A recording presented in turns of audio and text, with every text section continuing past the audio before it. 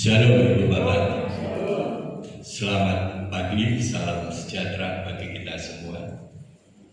Yang pertama kali kita mengucap syukur dan berterima kasih untuk kebaikan dan kemurahan Tuhan, sehingga pada pagi yang indah ini umat Tuhan diberikan tubuh, jiwa, roh yang sehat, amin, sehingga boleh datang beribadah kepada Tuhan. Memang itu kerinduan Tuhan, kalau anak-anak Tuhan tetap setia gandol Gusti sampai akhir zaman, amin. Saya juga berterima kasih kepada Tuhan, sampai saat ini saya masih diberikan kuat, ditambahkan sehat, ditambahkan panjang umur, bahkan menghirup udara yang segar. Semua ini pemberian daripada Tuhan. Ini yang harus kita syukuri. Saya juga berterima kasih kepada segenap jemaat umat Tuhan, penasihat kami yang selalu mendukung doa kepada kami, sehingga kami bisa kuat. Ini bukan karena gagah saya, sumber karena kemurahan daripada Tuhan. Amin, saudaraku. Ya, sedikit sebelum kita menyampaikan firman Tuhan,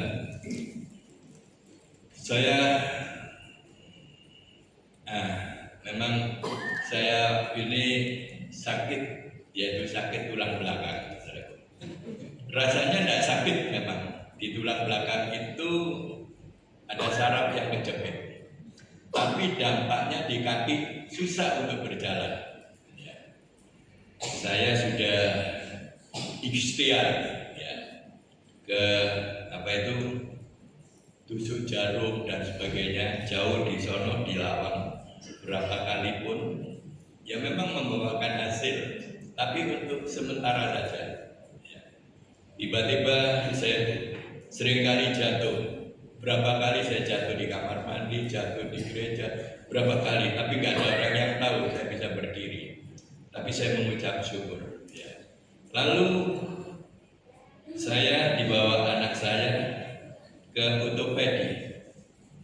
Di ortopedi dilihat kaki saya, katanya ada masalah. Coba difoto, tidak ada apa-apanya, tapi nggak bisa berjalan. Tapi sang dokter ini mengatakan cuma diraba. Ini ototnya putus, Pak. Ini harus dioperasi. Wah. Padahal lutut saya tidak apa-apa fotonya. Lalu apa yang terjadi? Saya konsultasi kepada anak-anak. Terus cucu saya ngomong begini, "Kum, nggak usah operasi dulu, Kum. Coba cari dokter yang lain." Lalu cari dokter yang lain. Dokter itu tidak sama, beda-beda. Saya cari dokter yang lain ortopedi, yaitu dokter Bimo yang ada di Jalan Bawen. Dokter Bimo menyatakan, coba lihat foto tulang kakinya, tidak apa-apa, bener, digoyang-goyang kaki saya tidak apa-apa. Dok, katanya dokter ortopedi yang di saya pertama kali itu harus dioperasi, mau dikasih alat gitu. Tidak apa-apa, kaki pun tidak apa-apa, lutut pun tidak apa-apa. Coba foto aja di tulang belakangnya. Lalu saya foto di mana itu? Foto pertama yaitu di Jalan Diponegoro, dilihat kelihatan samar-samar. Dokter katakan coba foto MRI. Foto MRI ternyata hasilnya tulang belakang itu sarafnya kejepit. Ini harus dioperasi, Pak. Kalau tidak dioperasi, ya saya nggak tahu. Saya rembukan dengan anak-anak saya, cucu saya. Ya apa loh, Bapak mau operasi nggak?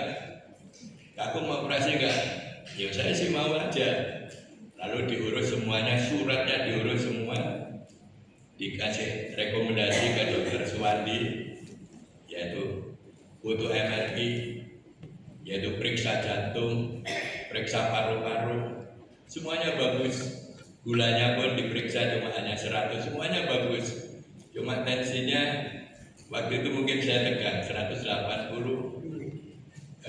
160, bawahnya 80. Biasanya saya ini darah rendah, ini kok darahnya tinggi ya, 160, 80, nggak apa-apa, biasa orang sudah tua.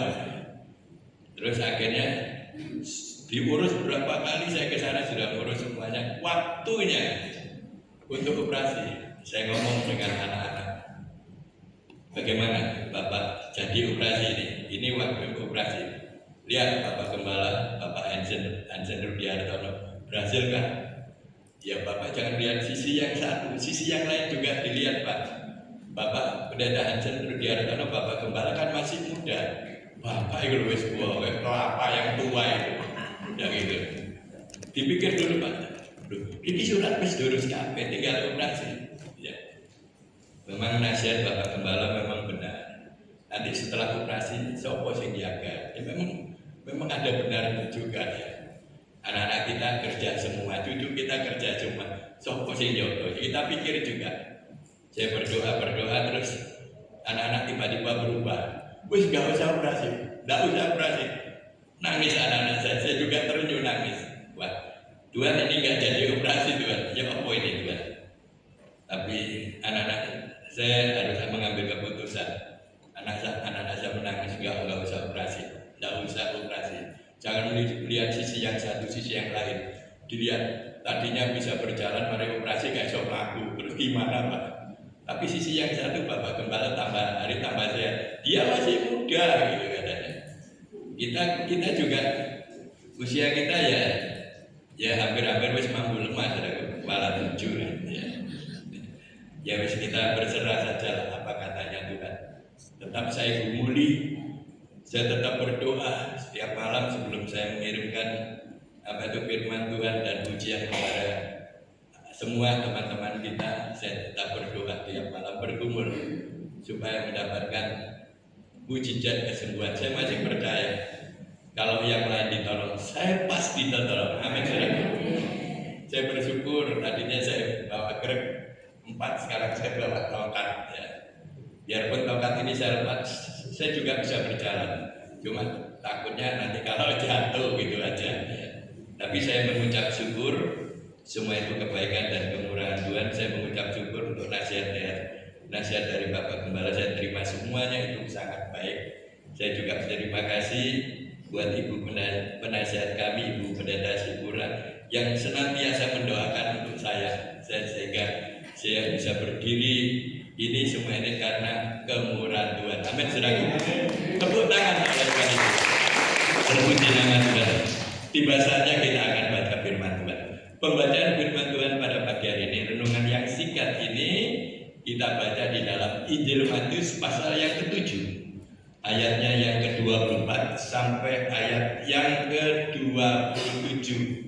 Kita akan baca bersama-sama, kita aminkan bersama-sama. Kita lihat di layar LCD ada Injil Matius pasal 7 ayat yang 24 sampai ayat yang ke-27.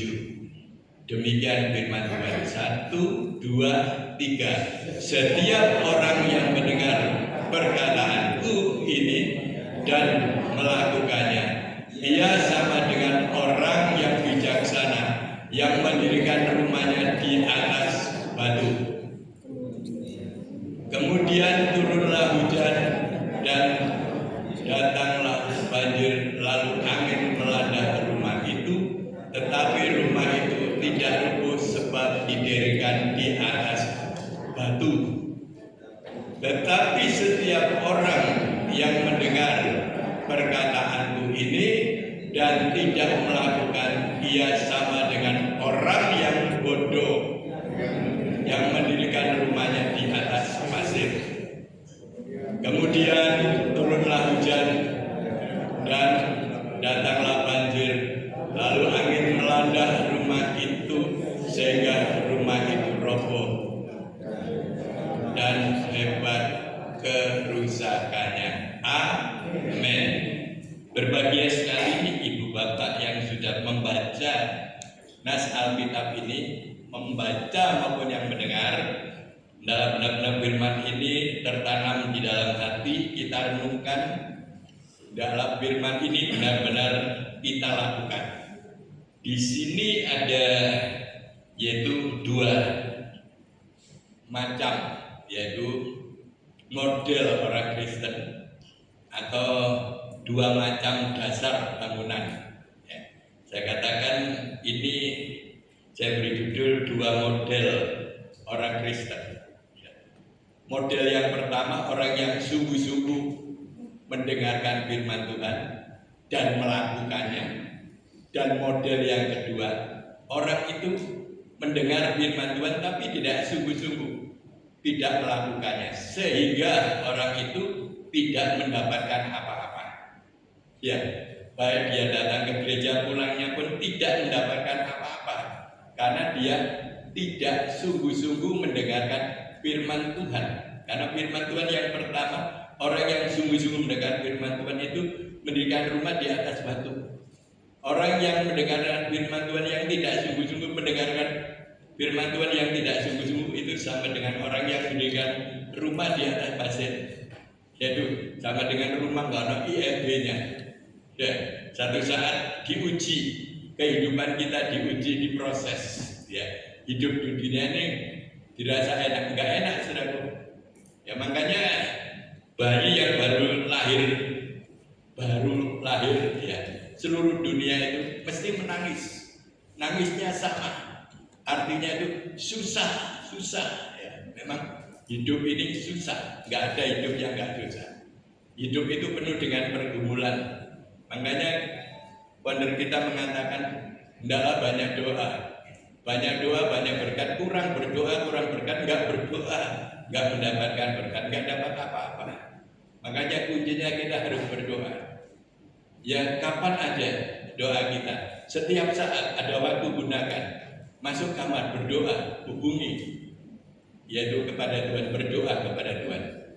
Karena doa orang benar bila dengan yakin didoakan, sungguh sangat besar kuasanya. Ya.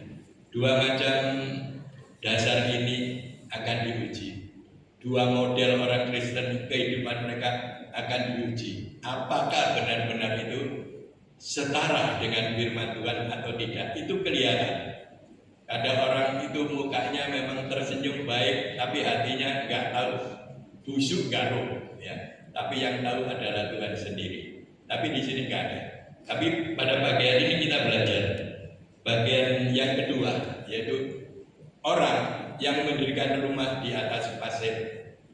Ya, satu saat diuji, ada banjir, ada angin puting beliung, ya, atau apa istilahnya Bajar Surabaya itu pentil muter, ya katanya begitu ya. Sehingga apa yang terjadi, rumah itu akan menjadi roboh. Karena apa? Dia mendirikan rumah di atas pasir. Dia tidak pakai izin mendirikan rumah. Kalau dia pakai IMB mesti harus mengikut aturannya, tapi dia semaunya sendiri. Orang yang semaunya sendiri akan menanggung akibatnya. Akibatnya apa? Ada persoalan, ada masalah apapun, dia akan lari. Dia tidak mau menghadapi persoalan itu, masalah itu. Karena apa? Sudah roboh rumahnya. Gak kuat, seakan-akan saya mau mati saja. Ya. Berapa hari yang lalu saya melihat di layar televisi, ada satu keluarga bunuh diri. Pertama, karena nggak kuatnya untuk menjalani hidup ini. Ya. Karena stresnya, ya. Nggak tahu masalah apa, kita nggak tahu. Dia bunuh diri sekeluarga.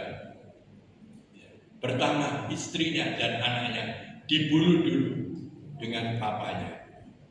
Dan setelah yaitu istrinya dan anaknya meninggal, papanya juga mau bunuh diri. Setelah dia mau bunuh diri, tertangkap oleh polisi. Dia tidak lari. Dia berkata kepada polisi, saya stres, Pak. Saya nggak kuat untuk menjalani hidup ini. Tapi apa daya, wis istriku, anakku tak bunuh, dan aku juga akan bunuh diri, mati bersama. Tetapi Tuhan tidak izinkan suaminya untuk mati, akhirnya ditangkap oleh polisi. Alasan bagaimanapun tidak bisa meringankan hukum untuk yaitu kejadian seperti itu, tetap dihukum ya sesuai dengan undang-undangnya. Itulah saudaraku, orang yang mendirikan rumah di atas pasir, orang yang nggak sungguh akibatnya seperti itu. Wis bunuh diri, gantung diri aja. Itu bukan jalan keluarnya, saudara-saudara. Makanya kita harus sungguh-sungguh, jangan nggak sungguh-sungguh. Di dalam Alkitab ada salah satu contoh, ya, orang yang mendengarkan firman Tuhan dan tidak melakukan itu akan menanggung akibatnya. Akibatnya apa? Contoh di dalam kitab sederhana sekali, yang namanya Yunus. Ibu bapak sudah tahu, anak sekolah minggu pun tahu. Yunus mendengar perkataan Tuhan. Hai Yunus, pergilah ke Niniwe, karena orang Niniwe dosanya sudah memuncak di hadirat. Pergilah kamu. Yunus mendengar, siap, aku akan pergi. Itu perkataan mereka, dia mau pergi. Tetapi dia tidak pergi ke Niniwe yang dikatakan Tuhan, karena dosa mereka sudah memuncak ke hadirat Tuhan. Ya. Yunus diutus ke Niniwe, tapi Yunus tidak pergi ke Niniwe, mendengar dia, tapi tidak melakukannya. Dia membelot ke Tarsis, yaitu akhirnya dia naik kapal. Kapal itu menjadi goncang karena Yunus. Yunus enak tidur di bawah. Semua barang-barang yang di kapal itu dibuang semua untuk meringankan beban. Tapi Yunus enak tidur aja di bawah. Nakoda bertanya, enaknya kamu tidur. Semua pada ribut, ketakutan, kamu tidur saja. Kamu dari mana? Asalmu dari mana? Dia katakan, aku orang Ibrani, aku orang yang takut kepada Tuhan. Lalu apa yang terjadi? Waktu diundi, membuang undi, Yunuslah yang kena undi. Lalu akhirnya apa yang terjadi? Akibat Yunus tidak taat akan suara Tuhan, menanggung akibatnya. Yunus dibuang ke laut, dimakan ikan selama 3 hari, 3 malam di perut ikan itu. Ini saudara, akibatnya orang yang tidak taat, orang yang mendengar firman Tuhan tapi tidak taat, menanggung akibatnya seperti Yunus, dimakan ikan, di perut ikan 3 hari 3 malam di dalam perut ikan itu. Saudaraku yang dikasihi oleh Tuhan, orang yang tidak melakukan firman Tuhan akan menanggung akibat. Akibatnya apa? Kerohanian yang masih kanak-kanak, nggak dewasa, ya, sering ngamukan, sering ya nggak bisa mengampuni, ya sering putus asa dan sebagainya. Itu kerohanian yang masih kanak-kanak. Ya. Beda dengan orang yang mendengar firman Tuhan, yang mendirikan rumah di atas batu karang yang teguh. Ya, untuk menghadapi apapun dia akan kuat. Karena dia tahu ada dasarnya. Dasarnya adalah batu karang yang teguh, yaitu Tuhan Yesus Kristus. Dia kuat menghadapi apapun, masalah persoalan apapun dia hadapi. Dia tidak lari. Dia datang kepada Tuhan. Mohon apa? Kekuatan.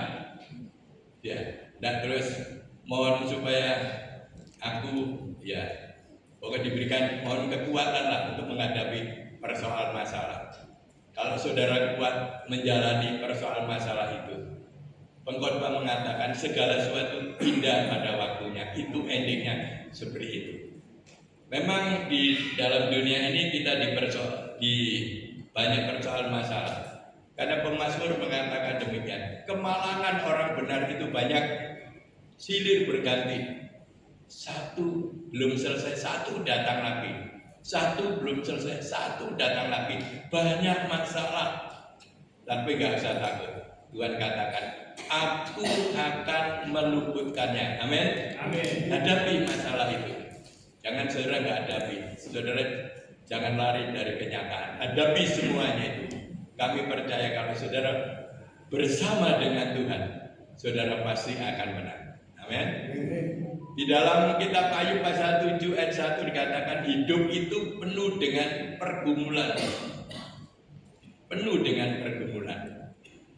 Pokoknya hidup kita penuh dengan pergumulan, terus bergumul kepada Tuhan, berdoa kepada Tuhan. Terus itu kunci kita. Tanpa Tuhan kita bisa berbuat apa? Karena mati hidup itu Tuhan yang punya, Tuhan yang menentukan. Kita usia berapa, kita dipanggil Tuhan, kita tidak tahu. Karena kehidupan manusia itu bagaikan buah kelapa, gak boleh sombong. Buah kelapa yang muda, yang tua, yang masih kecil pun gak boleh sombong.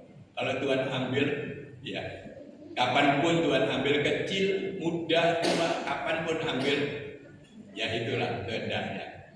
Makanya kita tidak boleh sombong. Ya, kita harus merendahkan diri. Orang yang merendahkan diri akan ditinggikan oleh Tuhan. Amin. Orang yang sombong itu akan menanggung akibatnya. Akan mendekati kejatuhan. Saudara tahu orang yang sombong, omongnya akeh, nggak ada apa-apanya, saudara. Saudara tahu padi, kalau nggak ada bijinya, tinggal sekamnya, itu kalau kena angin goyang ke kiri, ke kanan, ke depan, pokoknya goyang aja. Tapi kalau ada bijinya dia tunduk, merendah. Ya, itulah orang sombong. Orang yang sombong itu seperti sekam, tapi orang yang rendah hati bagaikan padi yang berbiji. Orang yang merendahkan akan ditinggalkan oleh Tuhan, tapi orang yang sombong akan menjatuhi, yaitu akan jatuh, yaitu mendekati kejatuhan. Saudaraku yang dikasihi oleh Tuhan, bagian yang pertama tadi, sekarang bagian yang kedua, orang yang mendirikan rumah di atas batu. Kehidupan mereka diuji, dia tetap kuat karena dasarnya batu karang yang teguh. Dan kami mengucap syukur dan terima kasih, ada salah satu contoh di dalam Alkitab. Orang ini hidup mereka saleh, kudus di hadapan Tuhan. Orang ini kaya sejamannya mereka. Dia diberkati Tuhan. Dia mempunyai anak. Dan anaknya kurang taat. Cuma bapaknya ini selalu senantiasa berdoa untuk anak-anaknya, memberikan persembahan supaya anak-anaknya diselamatkan. Orang ini hidupnya saleh, istrinya satu, hartanya begitu banyak, dan dia dikaruniakan anak 10. Siapakah dia? Yaitu Ayub. Saudara tahu semuanya. Kehidupan mereka cukup, tapi dia juga mendapatkan satu ujian yang besar. Pada waktu itu iblis diizinkan untuk menguji Ayub sampai di mana iman Ayub itu tetap setia beribadah kepada Tuhan. Kendati secara singkatnya hartanya yang begitu banyak habis dirampok, dirampas oleh penyamun. Begitu juga anaknya 10 nakal, semua tiap hari minum minuman pesta pora di rumah saudaranya. Dan pada waktu itu juga, waktu pesta, anak-anaknya tertimpa bangunan dan semuanya mati. Dan bukan itu saja, harta Ayub habis, anaknya pun 10 mati, dan dia ditimpa sakit penyakit dari ujung rambut sampai telapak kaki, dengan sakit kudis pada waktu itu. Dan Ayub tidak menyangka, dia tetap mengucap syukur kepada Tuhan. Tuhan yang memberi, Tuhan yang mengambil. Terpujilah nama Tuhan. Ayub tetap berdoa kepada Tuhan. Dia berdoa kepada Tuhan, yaitu semua itu diserahkan kepada Tuhan. Mengadu kepada Tuhan, ya, nggak mengadu kepada siapapun. Persoalannya diadukan kepada Tuhan, dan Tuhan mendengar doa Ayub, ya. Dan Tuhan melakukan perkara yang besar kepada Ayub. Endingnya Ayub dipulihkan dari sakit penyakitnya. Kendati istrinya pun menghujat Ayub, masihkah kamu menyembah Allahmu? kutukilah Allahmu dan tinggallah dan matilah kamu. Tapi Ayub tidak mendengarkan perkataan istrinya yang seperti orang yang stres ya. Tapi Ayub tetap mengandalkan Tuhan. Dia percaya endingnya pasti akan baik. Tapi apa yang terjadi karena Ayub sudah mengatakan kalau Tuhan yang memberi, Tuhan yang mengambilnya, terpujilah nama Tuhan. Kalau semua harta Ayub diambil, anaknya diambil, dan Ayub pun belum diambil nyawanya, hanya sakit penyakit yang dideritanya, dihadapi semuanya itu. Dia tidak lari ke sana kemari, enggak, saudaraku. Dia berharap bersandar kepada Tuhan. Kami percaya Tuhan berikan kekuatan, karena pemazmur mengatakan, satu Alkitab mengatakan demikian, orang yang menanti-nantikan Tuhan mendapatkan kekuatan baru bagaikan burung raja wali yang terbang tinggi. Itu saya imani. Ya, Ayub mendapatkan kekuatan daripada Tuhan pada waktu itu sehingga menghadapi sampai endingnya yang terakhir. Ya, Tuhan melakukan perkara yang besar untuk Ayub karena Ayub lulus diuji pada waktu itu. Bagaimana saudara saya? Lulus atau tidak, atau meninggalkan Tuhan, atau tetap berserah kepada Tuhan. Kita percaya orang yang setia sampai akhir, orang itu pasti akan diselamatkan. Amin. Ayub ini diselamatkan oleh Tuhan. Endingnya Ayub dipulihkan dari sakit penyakitnya, dan Ayub dikaruniakan anak lagi, 7 laki-laki, 3 perempuan, dan hartanya dikembalikan 2 kali lipat. Amin, saudaraku. Tepuk tangan pada Tuhan Yesus. Ayub senang. Bagaimana dengan saudara saya? Apakah saudara melarikan diri dan percaya kepada Tuhan? Ya, percayalah kepada Tuhan. Yang berapa tahun yang lalu, gara-gara ponari mempunyai batu saja, semua anak Tuhan meninggalkan dan lari kepada ponari untuk mencari kesembuhan di sana. Ya, tapi di sini nggak ada. Tapi di sini semuanya setia, percaya kepada Tuhan. Jalanilah hidup ini bersama dengan Tuhan. Jangan meninggalkan Tuhan. Sampai endingnya tetap gandul Gusti, gandul Gusti. Terus ikut Tuhan. Ya. Saya begitu juga.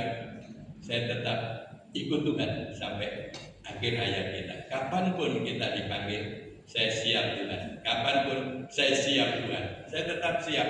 Ya. Kita percaya orang yang sudah dipanggil Tuhan, mati dalam Tuhan, dia akan berbahagia. Jerilah mereka akan menyertainya. Saya siap Tuhan. Tapi kapan kita tidak tahu. Itu waktunya Tuhan. Karena firman Tuhan mengatakan usia manusia tentukan 70 tahun. Selebihnya bonus. Ya kita bersyukur kita baru usia 73 tahun. Berarti dapatkan bonus 3 tahun. Tapi kita bersyukur kepada Tuhan. Itu semua Tuhan yang punya. Kalau saya melihat teman-teman kita, hamba Tuhan sudah mendahului mereka karena tugas-tugas mereka sudah selesai. Ya. Semasa tugas kita belum selesai, kita tetap mendengar firman Tuhan dan melakukannya supaya kehidupan kita diberkati oleh Tuhan. Amin, saudaraku. Saudara ingin diberkati Tuhan? Amin. Ya. Dengarlah firman, bacalah firman, berdoa sambil baca firman. Jangan berdoa saja, berdoa boleh, tapi jangan lupa baca firman. Satu pasal tidak apa-apa, direnungkan, dilakukan. Orang yang berdoa saja tidak baca firman sama dengan orang yang berjalan 1 kaki. Kalau saudara ingin berjalan 2 kaki, berdoa, baca firman, dan firman Tuhan yang saudara baca itu lakukan. Saya yakin dan percaya orang yang merenungkan firman itu siang dan malam akan diberkati Tuhan. Amin. Orang yang melakukan firman Tuhan diberkati. Ya, contoh di dalam Alkitab sederhana sekali. Seorang ibu janda di Sarfat, hidup mereka kekurangan, tapi ada salah satu hamba Tuhan itu datang, diutus untuk datang ke Sarfat untuk menemui seorang janda yang miskin. Janda yang miskin itu hidupnya kekurangan. Makan untuk hari ini, untuk dimakan aja besok sudah tidak ada, dia akan mati. Tapi pada waktu itu apa yang terjadi? Elia ini yaitu diutus ke Sarfat. Untuk apa, saudaraku? Untuk minta makan di sana. Pertama Elia itu datang ke sana. Apa yang terjadi, saudaraku? Elia ngomong, beri aku minum. Sehingga Elia diberikan minum seorang ibu janda itu. Dan yang kedua, saudaraku, Elia ini berkata, berikan aku makan. Tapi ibu janda yang kekurangan ini merasa berat. Kalau saya beri minum aja, saya tidak berat. Tapi kalau saya beri makan kepada hamba Tuhan ini, saya sangat berat. Karena saya mempunyai hanya sedikit tepung dan sedikit minyak. Untuk makan hari ini saja, untuk saya dan anak saya, dan besok tidak ada lagi, kita akan mati. Tetapi seorang janda ini mendengar perkataan daripada Elia, sudahlah, tolong buatkan roti bundar untuk saya yang sedikit tepung itu, dan sisanya untuk ibu dan anaknya. Karena janda yang miskin ini mendengar perkataan itu dan melakukannya. Dilakukan, saudaraku. Sedikit tepung, sedikit minyak, dibuat roti untuk Elia ini, dan sisanya untuk janda ini makan. Dan tepung yang ada segenggam itu dan minyak dibuli-buli itu tidak habis sampai 3,5 tahun sampai hujan itu turun. Mengapa, saudara-saudaraku? Satu rahasianya, dia mendengar dan melakukannya. Yaitu Elia ini gambaran daripada Tuhan, dan janda Sarfat ini gambaran dari jemaat Tuhan. Makanya jemaat Tuhan kalau mendengarkan firman Tuhan dan melakukannya, yakinlah hidup saudara tidak akan kekurangan. Amin, saudaraku. Ibu janda yang miskin ini akhirnya hidupnya mereka tidak kekurangan. Menurut pikiran mereka, besok mati sudah, habis makanan untuk hari ini. Karena dia mendengar perkataan Elia dan dia melakukannya. Apa yang terjadi? Tepung dan minyak itu tidak habis untuk 3,5 tahun sampai turun hujan. Karena apa? Dia taat, mendengar dan melakukan firman-Nya. Pada pagi yang indah ini, Ibu Pengasihi oleh Tuhan, mari kita mengajak saudara dan saya untuk sama-sama dengarkan suara Tuhan. Bagaimana cara kita mendengar suara Tuhan? Yaitu baca firman. Ya, kalau sudah baca firman Tuhan, saudara tahu suara Tuhan. Tuhan berkata apa? Kalau saudara susah, marilah kepadaku, semua yang letih lesu berat-berat, aku akan memberikan kelegaan kamu. Itu undangan daripada Tuhan. Itu suara Tuhan. Karena saudara sudah baca firman Tuhan, datang kepada Tuhan, utarakan isi hati saudara, curahkan hati saudara kepada Tuhan. Karena Tuhan tumpuan jawaban doa kita. Amin, saudaraku. Hendaklah saudara menjadi pelaku firman Allah, jangan tidak menjadi pelaku firman Allah. Orang yang tidak pelaku firman Allah itu menipu dirinya sendiri. Coba kita baca di dalam Yakobus pasal 1 ayat 22, coba dibuka. Kitab Yakobus pasal 1 ayat 22. Kita bersama baca bersama-sama, kita aminkan bersama-sama. Yakobus pasal 1 ayat 22, 1, 2. Tetapi hendaklah kamu menjadi pelaku firman dan bukan hanya pendengar saja, sebab jika tidak demikian kamu menipu diri sendiri. Amin. Amin, saudaraku. Berbahagialah orang yang mendengar firman Tuhan dan melakukannya. Mari kita sama-sama bangkit berdiri. Ku renungkan firman-Mu siang dan malam, ku pegang perintah-Mu dan ku lakukan. Engkau tahu ya Tuhan, tujuan hidupku hanyalah untuk menyenangkan hati-Mu. Aku mengasihi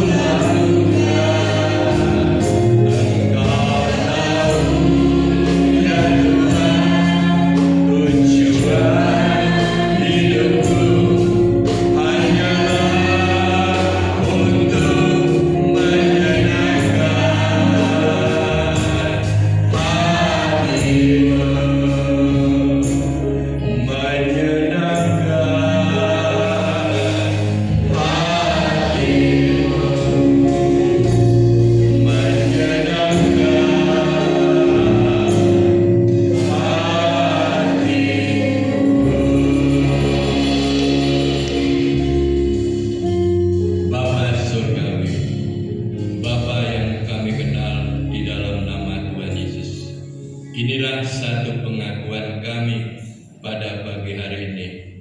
Menyenangkan hati Tuhan, jikalau kita merenungkan firman-Mu dan melakukannya. Terima kasih, hamba-Mu boleh berhenti berbicara. Roh Kudus akan berkarya, berbicara, memimpin setiap langkah saudara. Firman termaterai dalam lubuk hati yang dalam, kita renungkan, kita lakukan.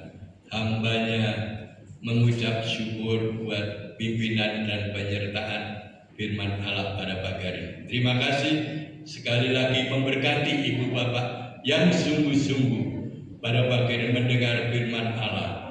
Dan sebentar kita akan pulang, kita akan menjadi pelaku firman Allah, supaya kehidupan saudara diangkat bukan menjadi ekor tapi menjadi kepala. Terima kasih, terpuji nama-Mu. Segala puja dan puji syukur, hormat, kemuliaan, kebesarannya.